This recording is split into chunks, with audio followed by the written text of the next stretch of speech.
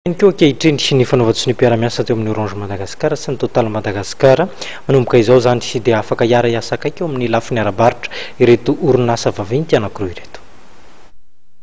Ho hitanao eny amin'ireo toeram-pivarotana Total manerana nosy sy manomboka zao ireo tolotra Orange Money. Nitoditsaina teo amin'ny andriamatoa Laurence Toufle, tale général-ny Total Madagascar, sy Michel Barré, tale général-ny Orange Madagascar tokoa ny fifanaovatsy ny mpiara-miasa mikasika izay dia tsy amin'ny foiben'ny Total le Tsekorondrano. Ahafahandreo ho mpanjifa ny orinasa rotonta mahazo tombotsoa maro samihafa ity fifanaovatsy ny mpiara-miasa ity, araky ny fanazavana nomena nandritra ny fotoana, manamora ny fiainana ihany koa.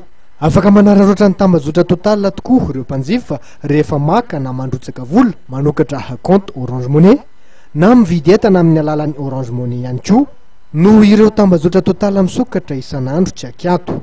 Toy ny fifanaovatsy ny mpiara-miasa tamin'ny taona 2014 teo amin'ny Total sy Orange izao tontolo izao, mikasika ny fahafahana mikirakira ny tolotra Orange Money any anivon'ireo toeram-pivarotana Total amin'ireo firenena afrikana miisa 13 sy ao Moyen-Orient.